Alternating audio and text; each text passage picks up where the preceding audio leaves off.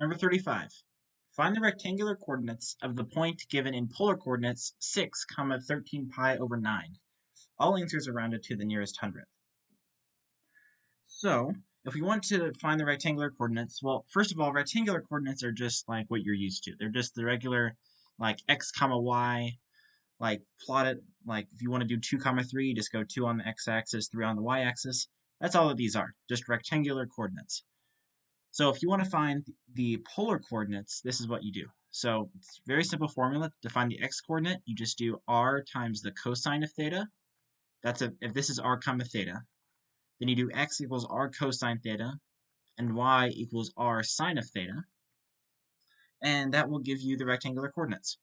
So if you have 6 times the cosine of 13 pi over 9, 6 times the cosine of 13 pi over 9, and make sure you're in radians because we have pi's, then you get negative 1.04,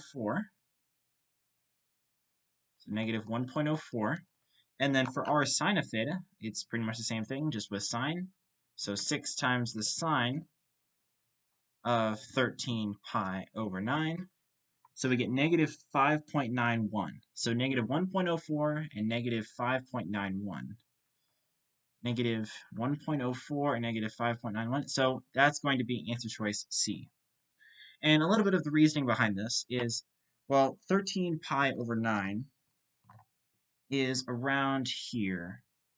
It's going to be in the third quadrant. So I'm just going to draw the third quadrant. That's the fourth quadrant. You draw the third quadrant. And you can generalize this for any quadrant. And that's actually what this formula is. But I'll show you a little bit of the reasoning behind it. So if you have a length of 6, so I'm going to say that it's around here, maybe around here. I think that's roughly 13 pi over 9. If this length is 6, and this point right here is x comma y, imagine you've drawn a right triangle using this point as one of your legs, and this is one of your legs, and then the 6 is your hypotenuse. And then this right here would be your angle theta. So in reality, that angle is actually going to be 13 pi over 9 minus pi, because you're not including the parts from the first and second quadrant. So 13 pi over 9 minus pi would just be 4 pi over 9. And so to find the y-coordinate, you would just find the length of this side. So we have the opposite and the hypotenuse. So sine of 4 pi over 9 equals the y-coordinate over your hypotenuse. So that's going to be 6 times the sine of 4 pi over 9, which is just, let me do this on my calculator. That's just 5.91.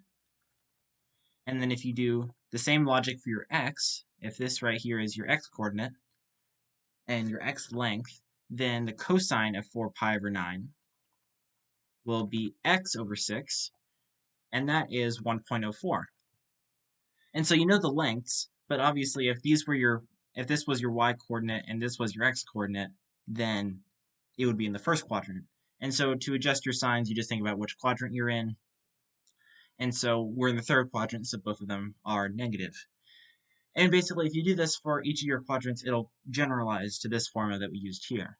And in reality, you can just use this formula. You don't really have to think about this as much. But yeah, just know that x equals r cosine theta and y equals r sine theta. So we just get answer choice C.